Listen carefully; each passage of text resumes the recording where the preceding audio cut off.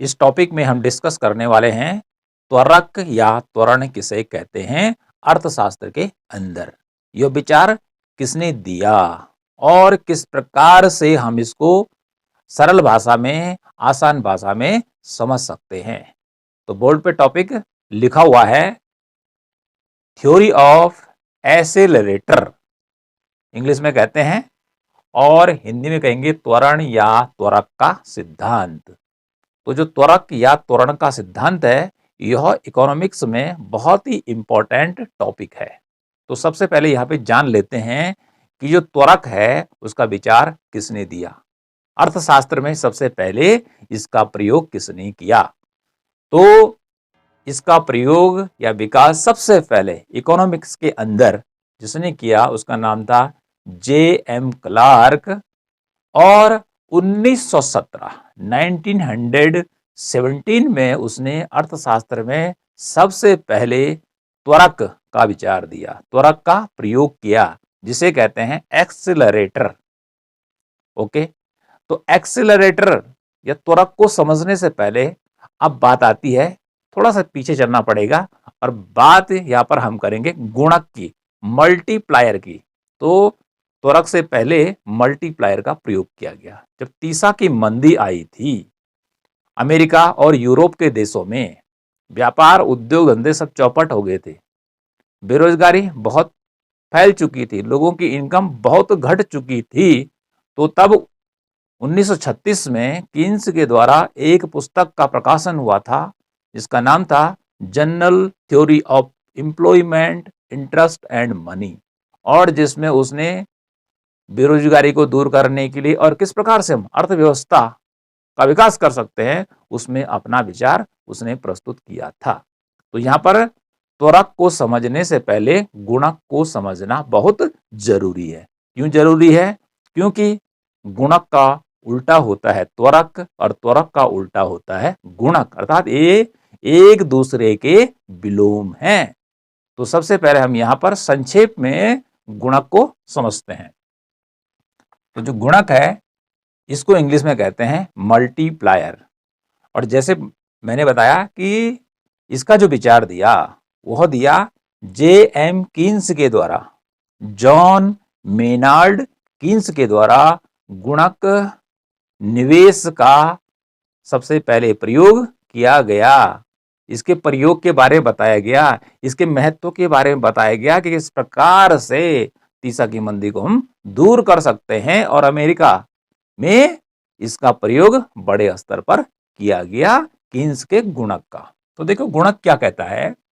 गुणक कहता है कीन्स के अनुसार यदि अर्थव्यवस्था में सरकार किसी नवीन राशि का, या सरकार क्या करती है, कुछ पैसा निवेश करती अर्थव्यवस्था में, तो जो निवेश होता है वह करने से अंत में जाकर आय में कई गुना वृद्धि करता है, जिसे गुणक कहते हैं। माना कि सरकार ने अर्थव्यवस्था में 4 रुपए का निवेश किया, 4 रुपए खर्च कर रही सरकार सड़क बनाने पर, स्कूल बनाने पर, हॉस्पिटल बनाने पर। बड़ा उदाहरण नहीं बता रहा हूं, केवल 4 रुपए का उदाहरण बता रहा हूं, ठीक है।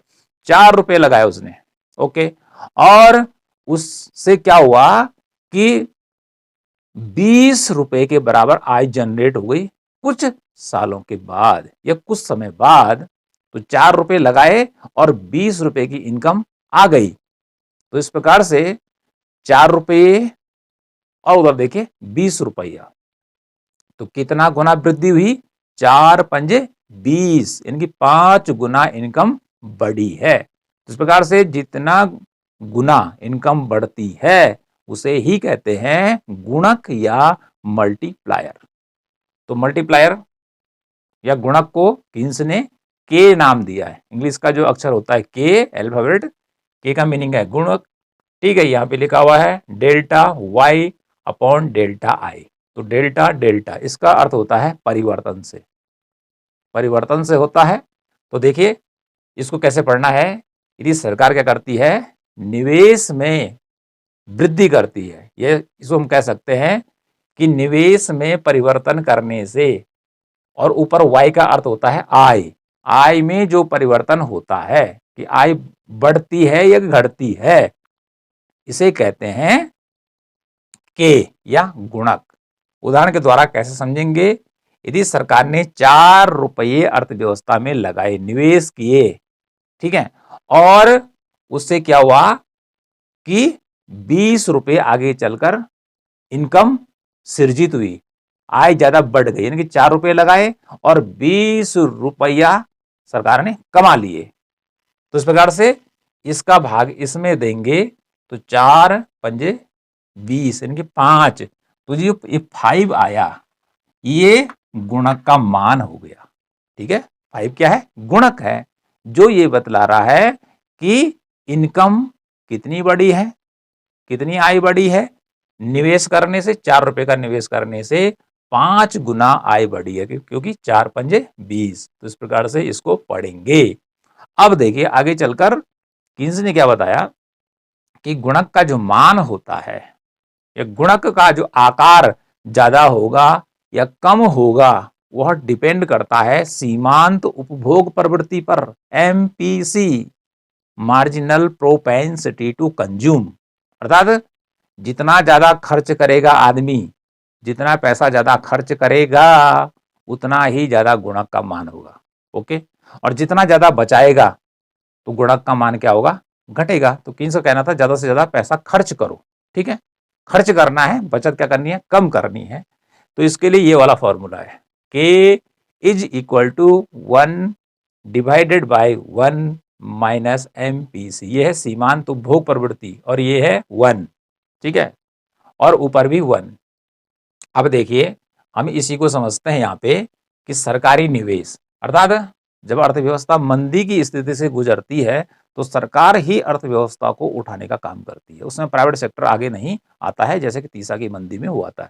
तो सरकार ने निवेश कितना रुपए किया? माना कि 4 रुपये निवेश किया। ओके, कितने रुपए निवेश किया? 4 रुपया पैसा लगाया सड़क बनाने में, स्कूल बनाने में। छोटा सा उदाहरण बता, 4 रुपए का, वो 40 करोड़ भी हो सकता है, 4 अरब भी हो सकता है। ठीक है, तो इसकी वैल्यू किस प्रकार से निकाली जाएगी? इसको निकालने के लिए हम देखेंगे कि एमपीसी कितना है, उसकी वैल्यू कितनी है। तो माना कि एमपीसी की वैल्यू जो है वह 0.80 है, 0.80 है। तो इसको कैसे निकालेंगे? देखिए यह है 1 डिवाइडेड बाई 1 माइनस एमपीसी। एक लिखेंगे, एक यहाँ पे रखेंगे, और 0.80 है, तो एक में से इसको घटाना है। अर्थात एक का मतलब समझ लीजिए आप पूरा का पूरा 100 मान लीजिए आप इसको। ठीक है, तो 100 में से आपने क्या करना है, इधर से इसको 80 रुपये मान लो। ठीक, तो 100 में से 80 रुपये गया तो कितना हुआ? 20 हुआ। लेकिन हम इसको एक मान रहे हैं, तो एक में से यदि 0.80 घटाएंगे तो 20 अर्थात 0.20 बचेगा, अर्थात 20 पैसा बचेगा। अब इस 20 पैसा ये इधर लेना है, ये पूरा 1 रुपया है। ठीक है, और ये 20 पैसा है मान लीजिए सरल भाषा के लिए। तो 20 पैसे का भाग हम 100 में देंगे तो गुणक का मान कितना जाएगा? इसका भाग इसमें दिया तो 5 आता है। कितना आता है? 5 आता है। तो इनकम, अर्थात यहाँ पर जो गुणक का मान आ गया वो कितना आ गया? 5 आ गया। ठीक है, और यदि हम इस 5 को 4 से गुणा करेंगे तो 5 चौको 20। तो 4 रुपये सरकार ने अर्थव्यवस्था में लगाए, सड़कों को ठीक करने में, नई सड़कों को बनाने में।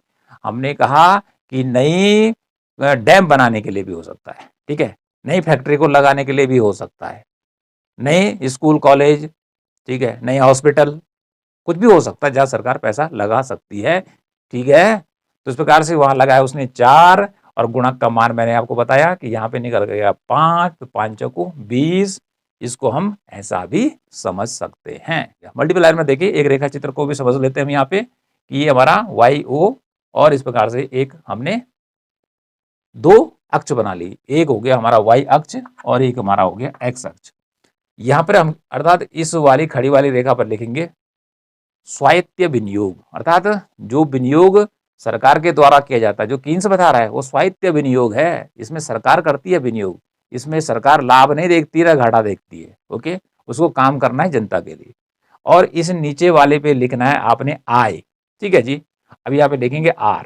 अब ऐसे में जो स्वायत्त विनियोग होता है गवर्नमेंट के द्वारा, तो ये जो इन्वेस्टमेंट की रेखा है, एकदम से पड़ी होगी। अब यहाँ पे देखें, एक बिंदु पे ले लेते हैं, माना कि यहाँ पर ओ से लेकर आई इतनी है, ठीक है, तो सरकार निवेश, चाहे ब्याज की दर क्या है, इतनी है आर, माना 5% ब्याज की दर है, तो ठीक है, निवेश कितना होता है, यहाँ से लेकर यहाँ तक हो रहा है, ओके जी।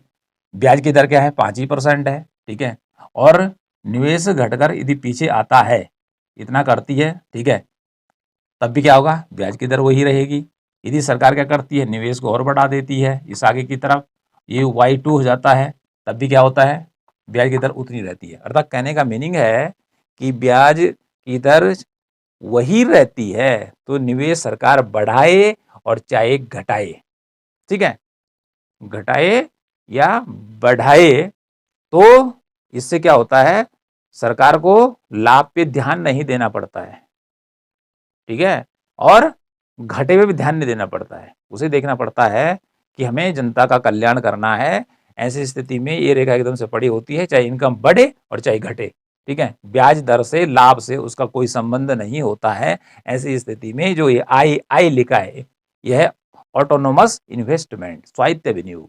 स्वायत्त विनियोग का अर्थ होता है कि वह विनियोग जो कि लाभ की भावना से नहीं किया जाता है, अर्थात सरकार जो होती है लाभ की भावना से इस विनियोग को नहीं करती है, उसको तो इतना निवेश करना ही करना है, ओके। तो यहां तक तो हमने आपको बता दिया मल्टीप्लायर।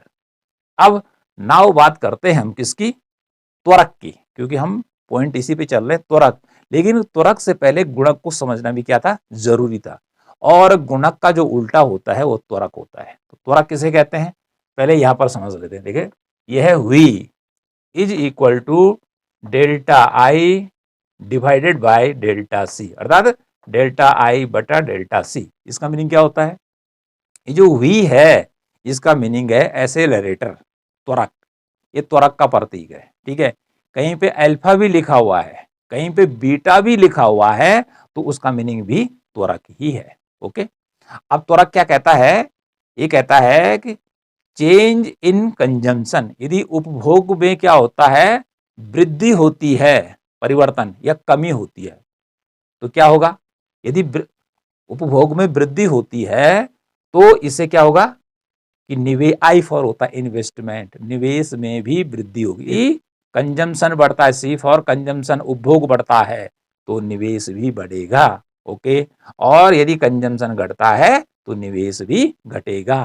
त्वरक क्या बतलाता है, त्वरक जो बतलाता है कि उपभोग और निवेश के बीच के संबंध को, और उपभोग और निवेश के बीच क्या संबंध है कि यदि उपभोग बढ़ता है तो निवेश भी बढ़ेगा, और यदि उपभोग घटता है तो निवेश भी घटेगा, ओके।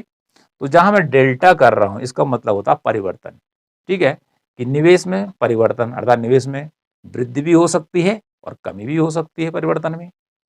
यहां भी वही मीनिंग होगा कंजम्पशन, तो कहीं पे क्या लिखा है, सी की जगह यहां पर वाई भी लिखा हुआ है, वाई फॉर होता है इनकम। तो देखिए, ये जो इनकम है और कंजम्पशन है, जब आय होगी, जब आदमी के पास क्या होगा, पैसा होगा, ओके जी, तभी तो कंजम्पशन करेगा, वस्तुओं को खरीदेगा। जब उसके पास पैसा होगा तभी जाके वो वस्तुओं को खरीदेगा, इसलिए यहाँ पर कंजम्पशन भी लिखा जाता है। आप चाहें तो वाई भी लिख सकते हैं, ओके जी। अब ये क्या बतला रहा है कि यदि कंजम्पशन बढ़ता है, क्योंकि कंजम्पशन अर्थात उपभोग वस्तुओं की मांग बढ़ती है, उपभोग वस्तुओं की मांग बढ़ती है, माना 10 वस्तुएं पहले खरीदी जा रही थी और मांग बढ़कर 100 वस्तुओं की हो गई, तो उस मांग को पूरा करने के लिए क्या होगा, उस मांग को पूरा करने के लिए जो फर्में हैं, जो प्राइवेट क्षेत्र है, अब यहाँ पे प्राइवेट सेक्टर आ जाएगा, वो क्या करेगा, ज्यादा निवेश करेगा।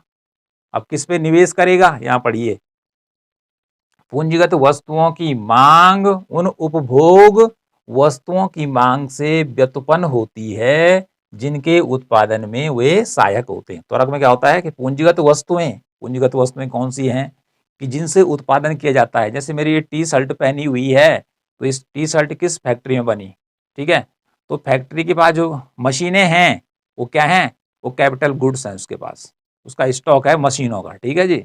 ये मेरे पास माइक है, तो माइक जहां बन रहा है तो माइक की भी तो फैक्ट्री होगी, ठीक है। तो यदि इस माइक की डिमांड बढ़ती है, इस टी शर्ट की डिमांड बढ़ती है, पहले खरीद रहे थे 10 और खरीदने लगे 100, तो 100 को पूरा करने के लिए ओवर प्रोडक्शन की जरूरत पड़ेगी। ठीक है, तो ओवर प्रोडक्शन की जरूरत पड़ने के लिए फिर मशीनों की जरूरत पड़ेगी कि जिस फैक्ट्री में ये बन रही है तो अतिरिक्त मशीनों की जरूरत पड़ेगी।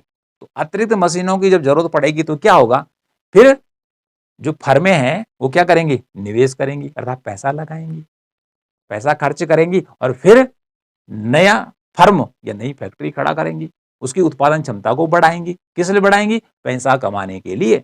तो कहने का मीनिंग क्या है, देखिए जो पूंजीगत वस्तुएं होती हैं, जो मशीनें हैं, जो टूल्स हैं, जो कि उत्पादन करने में सहायक होते हैं, जैसे मैंने टी शर्ट का उदाहरण दिया, जैसे फ्रिज है तो फ्रिज भी फैक्ट्री में बनता है, जैसे मोबाइल है वो भी फैक्ट्री में बन रहा है, आपका एसी है, चाहे वॉशिंग मशीन है, तो इन सबकी यदि डिमांड बढ़ती है, ज़्यादा लोग खरीदने लगते हैं, तो अन्य भी जो फर्में हैं वो भी क्या करेंगी, उत्पादन को बढ़ाने का प्रयास करेंगी। तो फिर उनको क्या जरूरत पड़ेगी, उन मशीनों की जरूरत पड़ेगी जिनकी सहायता से फ्रिज बनाया जा रहा है, जिनकी सहायता से वॉशिंग मशीन बनाई जा रही है, जिससे टीवी बन रहा है, क्या कहते हैं उसके लिए मोबाइल बन रहा है, चाहे आपका कंप्यूटर बन रहा है। ओके, ये बात होती है।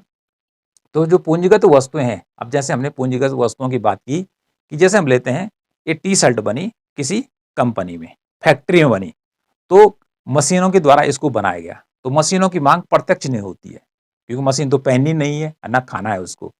तो मशीन की मांग कब उत्पन्न होगी कि जब टी शर्ट की मांग उत्पन्न होगी, टी शर्ट की, तो जब टी शर्ट की डिमांड होगी तो टी शर्ट हम कहाँ बनाएंगे, इसके लिए हमें क्या जरूरत पड़ेगी, मशीन की जरूरत पड़ेगी। तो इस प्रकार से टी शर्ट की जरूरत जब लोगों को हुई तब जाके मशीनों की मांग शुरू होगी। ठीक है, जब टी शर्ट की मांग ही नहीं होगी तो फिर क्या होगा, मशीनों की मांग भी नहीं होगी। तो होता क्या है, यदि कंजम्पशन बढ़ता है, उपभोग बढ़ता है, लोगों के पास ज्यादा पैसा आता है तो ज्यादा डिमांड करते, मांग बढ़ती है, तो उस मांग को पूरा करने के लिए जो फर्में होती हैं वो ज्यादा क्या करती हैं, इन्वेस्टमेंट करती हैं और फैक्ट्री का आकार बढ़ाती है, नई फैक्ट्री लगाती हैं कि जिससे कि बढ़ती हुई मांग को पूरा किया जा सके। और उसके पीछे कंपनियों का क्या रहता है दिमाग, पैसा कमाना, क्योंकि पैसा पैसे को कमाने का काम करता है। तो यहां पर जो निवेश हो रहा है, यहां पर यह है प्रेरित निवेश, और जो मल्टीप्लायर में होता है वो होता है स्वायत्त निवेश। स्वायत्त निवेश क्या होता है, लाभ की भावना से नहीं किया जाता है। ठीक है, अब सरकार को घाटा भी हो रहा है तब भी सरकार उसको करे ही करेगी, लेकिन जहां तक प्रेरित निवेश की बात है, जहां मैं त्वरक की बात कर रहा हूं, कंपनियों को घाटा होने लग जाएगा तो वह अपना बोरा बिस्तर बंद कर देंगी या उत्पादन को घटाना शुरू कर देंगी, क्योंकि उनके पास आय के सीमित साधन है। सरकार के पास तो साधन क्या होते हैं, ज्यादा होते हैं। ओके जी, तो पहले सबसे पहले निवेश सरकार ही करती है, ठीक है, स्वायत्त निवेश। और जब अर्थव्यवस्था धीरे धीरे ऊपर उठने लगती है तब प्राइवेट सेक्टर आता है। ठीक है, पहले नहीं आता है, बाद में आता है प्राइवेट सेक्टर। इसलिए जो गुणक है उसका उल्टा त्वरक होता है। तो यहाँ पे अब इसको कैसे समझना है, अब इसको कैसे निकालेंगे, अर्थात त्वरक का मान कैसे निकालेंगे कि उपभोग, ठीक है, उपभोग में परिवर्तन हुआ, ठीक है, या उपभोग चेंज कितना दिखा रहा है, 5 रुपए मेरा यहाँ पे लिखा हुआ है। ठीक है, इसमें परिवर्तन करने से निवेश में परिवर्तन हो जाता 15 रुपया, तो वी की वैल्यू कितनी आएगी, 5 का भाग 15 में देना है। ठीक है, कितना, 3।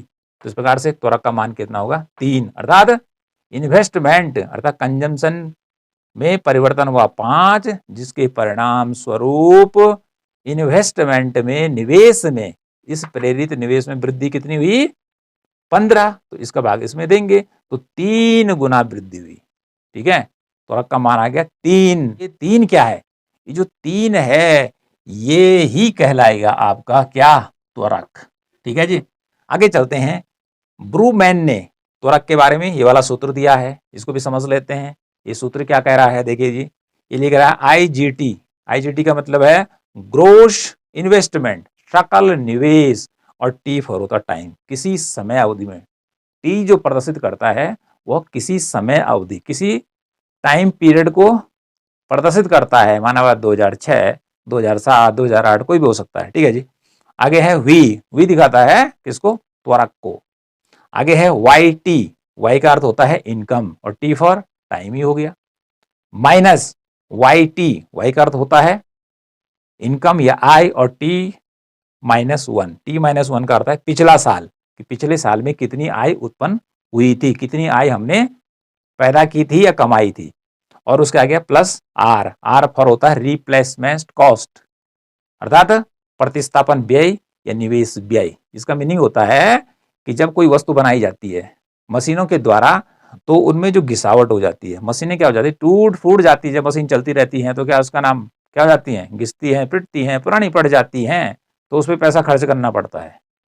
ओके, तो वो रिप्लेसमेंट कॉस्ट कहलाता है। यहाँ पे लिखा हुआ है आईजीटी का मीनिंग हो गया सकल निवेश, ठीक है। ग्रोस इन्वेस्टमेंट टी समय में, वी का मतलब त्वरक या त्वरण भी कहते हैं। वाई टी वर्तमान राष्ट्रीय उत्पाद, यानी कि वर्तमान मीनिंग का अर्थ हो गया जैसे अभी 2022 चल रहा है, ठीक है, ये वर्तमान हो जाएगा, ठीक है, और 2021 ये हो जाएगा पुराना पिछला साल। ओके, वाई टी वर्तमान राष्ट्रीय उत्पाद, ठीक है जी। वाई टी -1 पिछले वर्ष का उत्पाद, और आर फॉर होता प्रतिस्थापन निवेश। प्रतिस्थापन निवेश मीन्स घिसावट का व्यय। तो यहाँ पर ब्रूमैन के सूत्र में जो मैं यहाँ पे आपको बता रहा हूँ आईजीटी, ये वाला फॉर्मूला देखिए, तो इसको हम अंकों के द्वारा कैसे समझ सकते हैं, क्योंकि अंकों के द्वारा यदि हम गणितीय भाषा में समझ लें तो बहुत आसानी होती है। तो देखो वाई टी हमने रख दिया 10, मतलब वर्तमान वर्ष में 10 रुपये जनरेट हुए, 10 रुपये का क्या हुई, इनकम प्राप्त हुई, और माइनस वाई टी पिछले साल में कितनी हुई, 3 रुपये हुई जी, ठीक है जी।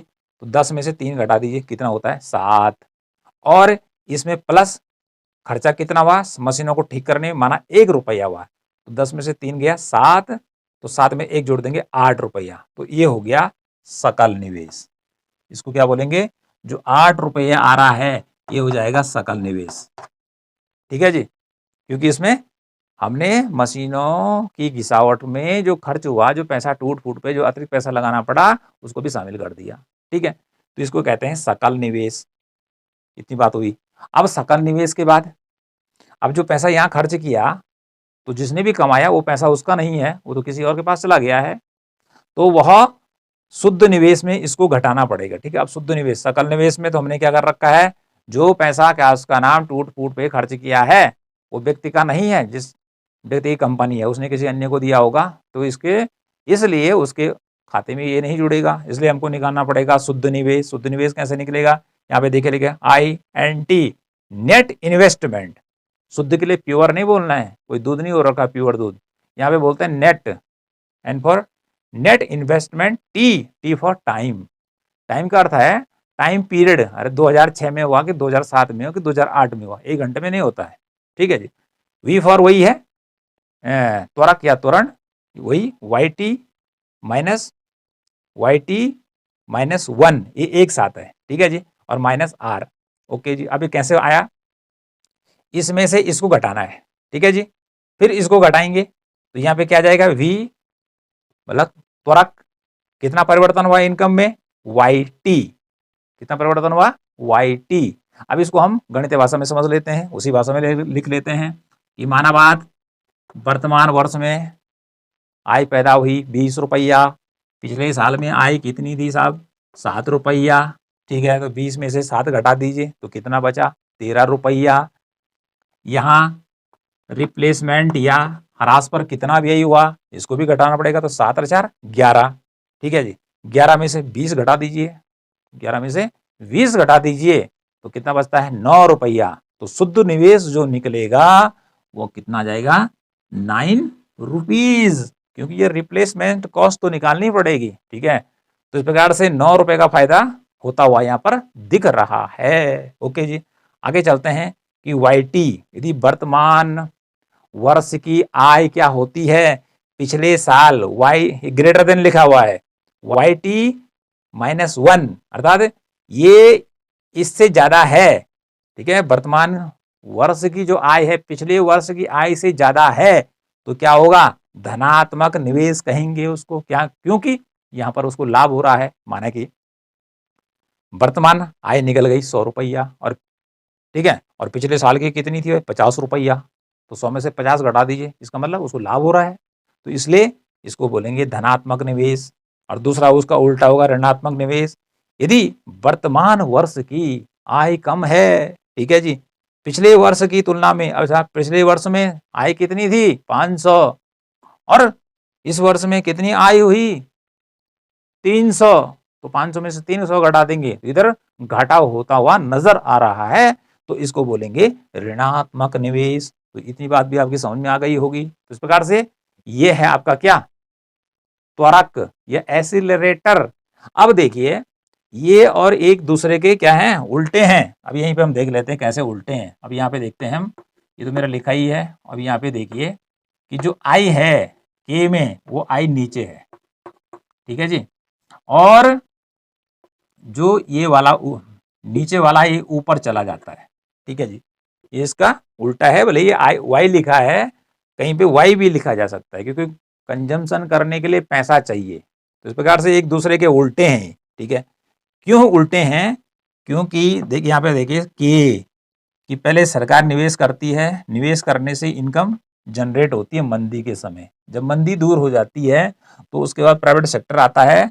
तो प्राइवेट सेक्टर क्या करता है कि वो भी पैसा कमाना चाहता है, लोगों की इनकम बढ़ती है, ठीक है, कंजम्पशन बढ़ता है, मांग बढ़ती है बाजार में वस्तुओं सेवाओं को खरीदने के लिए, वो इसलिए वो फैक्ट्रियां लगाना शुरू कर देते हैं। तो जिससे वो क्या करते हैं, उनका निवेश भी बढ़ने लगता है, ठीक है। तो सबसे पहले क्या होता है, स्वायत्त निवेश होता है। स्वायत्त निवेश में मल्टीप्लायर आता है और प्रेरित निवेश में आपका त्वरक आता है। ओके, तो त्वरक क्या बतलाता है, त्वरक ये है, ठीक है जी। और ये गुणक एक दूसरे के उल्टे हैं, एक दूसरे के उल्टे हैं, विपरीत हैं। लेकिन इसका मीनिंग ये नहीं है कि एक दूसरे के उल्टे हैं और एक दूसरे की सहायता करते ही नहीं है, एक दूसरे की सहायता भी करते हैं। तो आगे चलकर नेक्स्ट वीडियो में हम त्वरक के बारे में और कुछ जानकारी आपको देंगे।